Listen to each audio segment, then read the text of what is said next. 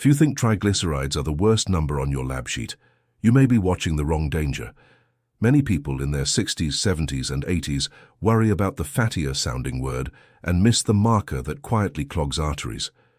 The hard truth is that both numbers matter, but they do not hurt your body in the same way. And if you do not know the difference, you could feel calm, while the higher risk keeps growing.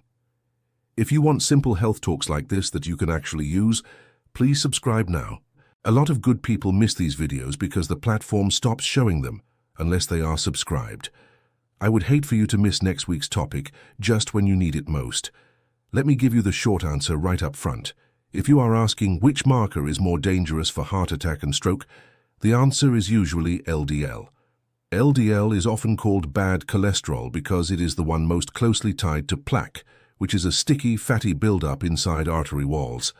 Arteries are the tubes that carry blood to your heart, your brain, and the rest of you. That does not mean triglycerides are harmless. Triglycerides are a kind of fat your body makes from extra fuel, especially extra sugar, extra calories, and alcohol.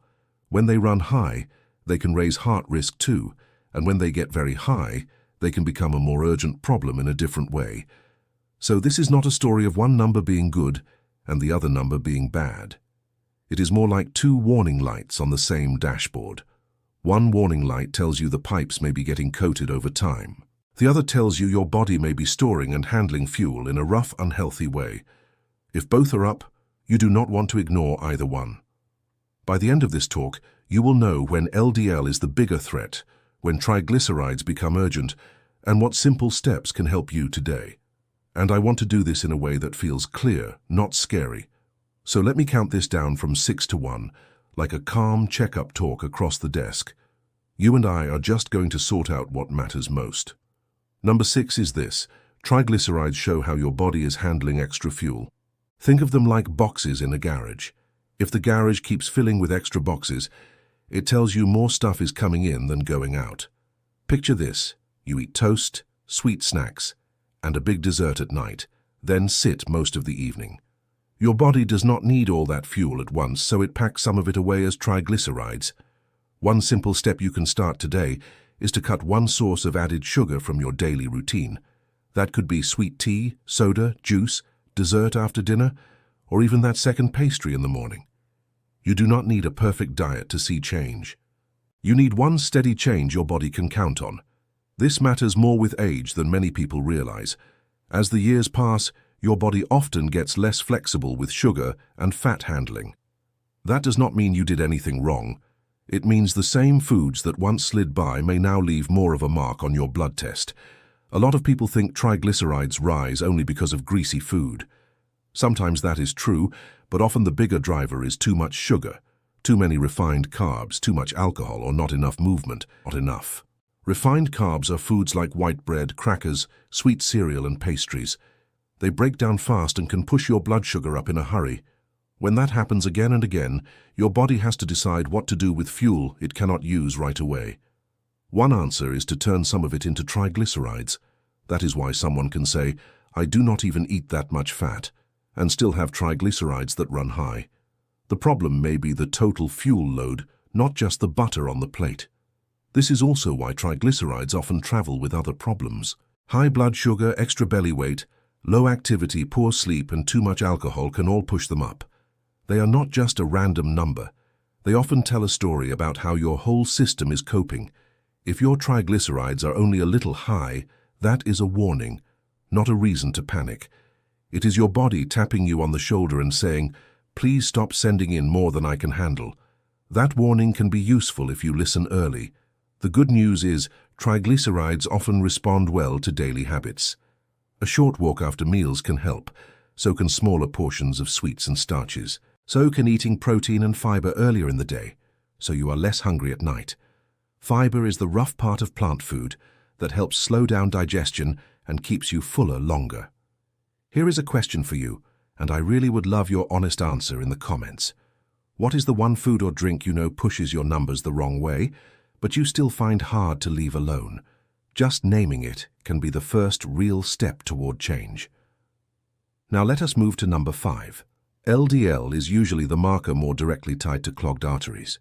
If triglycerides are boxes piling up in the garage, LDL is more like tiny delivery trucks dropping sticky material into the walls of your blood pipes. Over time, that material can build into plaque. Picture this. Imagine someone feels fine, walks the dog, does the errands, and has no chest pain at all. But year after year, LDL stays high, and inside the arteries, buildup slowly takes more and more room. One simple step you can start today is to learn your LDL number and ask your doctor what range makes sense for your personal risk. Do not settle for saying, "I think it was okay." Know the number and know the goal. This is where the answer to our main question starts to sharpen. When doctors worry about heart attacks and strokes, they worry a lot about LDL because LDL has a direct role in plaque buildup.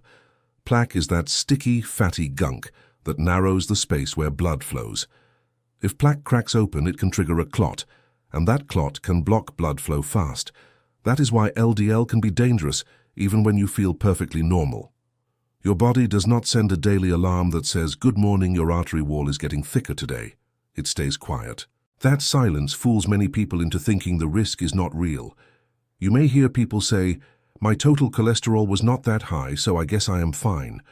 But total cholesterol can hide important details. Two people can have the same total number and very different risk.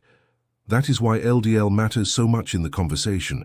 If your doctor has you on a statin, that is a pill that helps lower LDL, do not stop it on your own because you read one scary comment online. Talk it through with your doctor. Ask what benefit they expect for you. Ask what side effects to watch for. But do not let fear from the internet make the decision for you. For older adults, the plan should always be personal. Age matters. Your heart history matters. Your stroke history matters. Your kidney health, your blood pressure, your diabetes, and the medicines you already take all matter too. But in plain language, when the question is which marker is more dangerous to your heart and brain over time, LDL usually takes that title. It is the more direct builder of plaque. Triglycerides can add to risk and often travel with trouble. LDL is still the one many doctors target first for artery protection. Here is a small favor to ask. If this is helping make sense of a confusing lab report, tap like so the video reaches another older adult who has been told, "Your cholesterol is a little off," without really being told what that means. That one click may help someone catch a silent risk sooner. Let us go on to number 4. A mildly high triglyceride level and a very high triglyceride level are not the same kind of danger. Think of it like smoke from toast versus flames near the stove. Both need attention, but one is a warning and the other can become urgent. Picture this. Imagine someone has triglycerides that drift a bit high after years of sweet drinks and little exercise. Now imagine someone else whose triglycerides shoot very high after diabetes gets out of control, alcohol intake climbs, or the body has a strong family tendency. One simple step you can start today is this. If you have been told your triglycerides are high, ask whether they are mildly high or dangerously high, and ask when you should recheck them. This difference matters because very high triglycerides can do more than raise long-term heart risk. They can raise the risk of pancreatitis. Pancreatitis is a painful swelling of the pancreas, the organ that helps with digestion and blood sugar. That can land people in the hospital. So when someone asks me which is more dangerous, LDL or triglycerides, I always want to add one more sentence. For heart attack and stroke, LDL is usually the bigger bad actor. But when triglycerides become very high, they can become the more urgent problem right now. That is why context matters. A lab number is not just a winner and a loser. It is a clue about what type of danger you may be facing. One type builds slowly over years. Another can reach a point where you do not want to wait and see. This is also where alcohol deserves an honest mention. Even small daily habits can matter more than people think. For some people, a drink at night barely changes the picture. For others, especially with diabetes, weight gain, or family tendency, alcohol can push triglycerides much higher.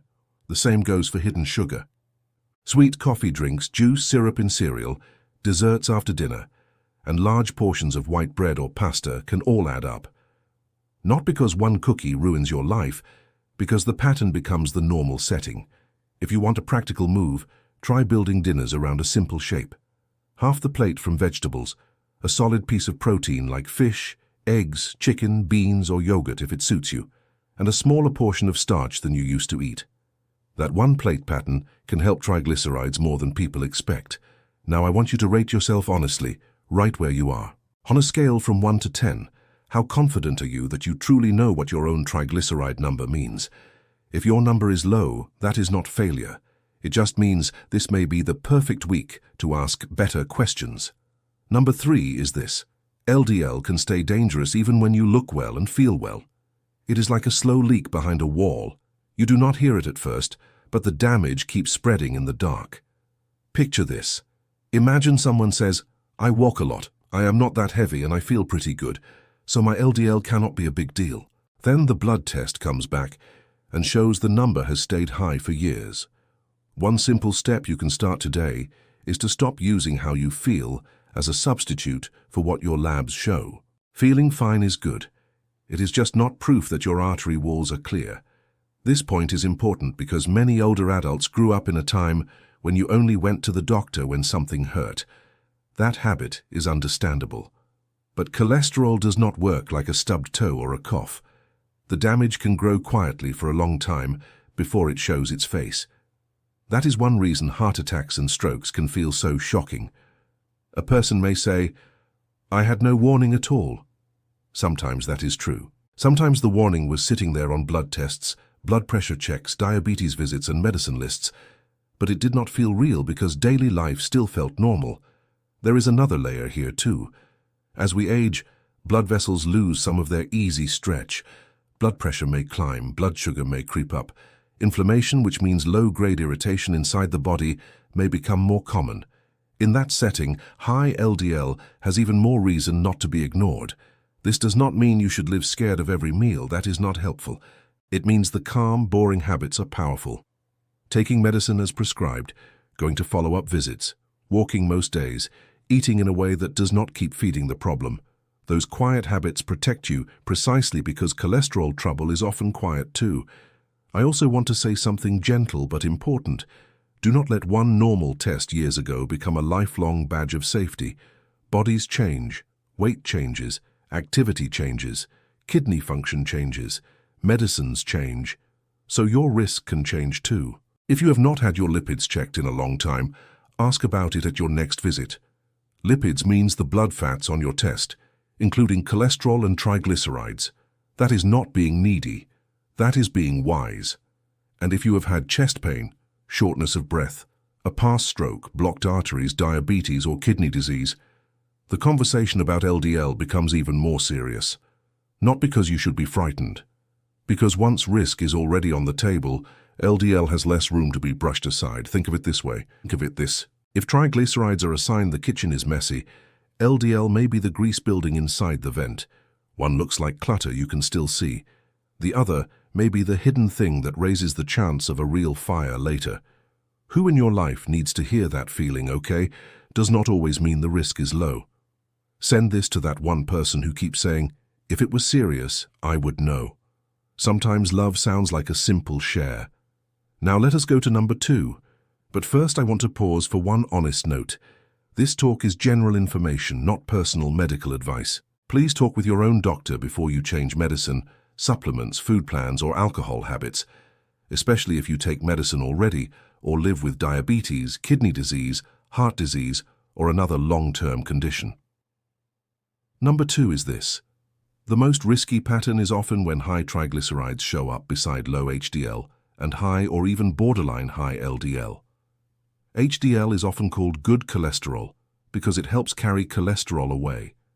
Think of this pattern like a road with more traffic coming in, less cleanup going out, and less room for cars to move. Picture this. Imagine someone has a growing waistline, feels sleepy after meals, has blood sugar that is starting to rise, and the lab sheet shows triglycerides up, HDL down, and LDL not low enough. No single number looks dramatic by itself, but together they tell a stronger story. One simple step you can start today is to walk for 10 minutes after one meal every day this week. Do it right after lunch or dinner if you can. That short walk can help blood sugar and triglycerides more than most people expect. This is the pattern that often shows up when the body is having a hard time handling fuel well. You may hear the term insulin resistance. That means your body is not responding to insulin as smoothly as it should, so sugar stays in the blood more easily and extra fuel gets handled poorly. You do not need to remember the term, you only need to know the pattern matters. When triglycerides rise and HDL falls, it often tells us the whole system is under strain. Maybe meals are too heavy in sugar and starch, maybe sleep is poor, maybe daily movement is low, maybe the liver is making and shipping too much fat. The liver is the body's chemical factory. It does an enormous amount of work behind the scenes. This is why people sometimes get frustrated when they focus on only one number. They say, I cut eggs and butter, so why are my triglycerides still up? Well, because triglycerides do not just listen to fat. They listen to the whole pattern of eating, moving, sleeping, drinking, and weight change. It is also why simply chasing one perfect food is not the answer. There is no magic oatmeal, magic oil, or magic supplement that cancels out a daily overload of sugar, alcohol, and sitting. I am not saying healthy foods do not help. They do. I am saying your body watches the pattern more than the slogan on the front of a package. If this sounds like a lot, bring it back to basics. Build meals that keep you steady, not stuffed. Eat slower. Add protein.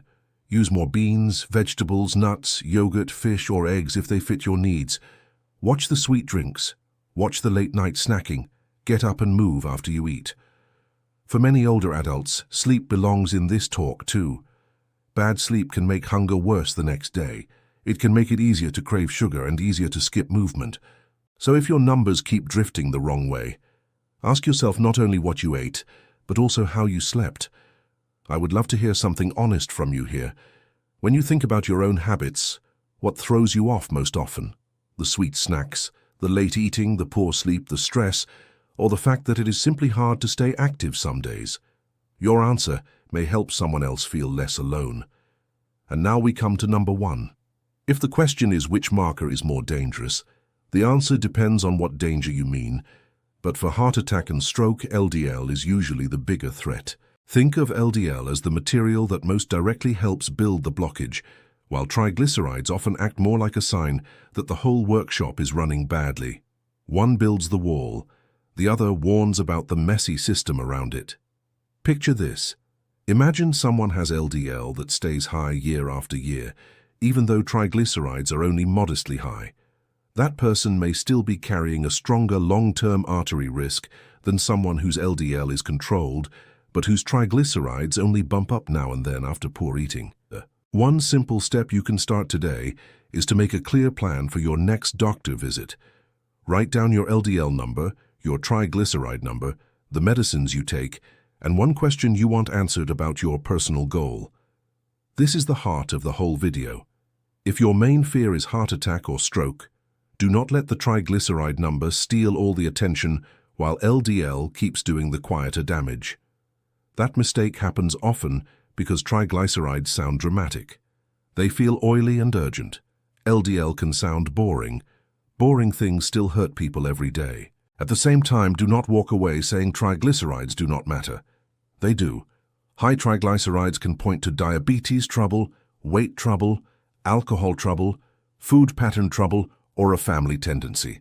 And if they get very high, they can become dangerous in a more immediate way. So the wise move is not choosing one number to care about and one to ignore. The wise move is knowing the usual ranking. LDL is usually the bigger danger for arteries. Triglycerides are often the louder clue that your metabolism, which is the way your body uses and stores energy, needs help. When both are high, you act on both.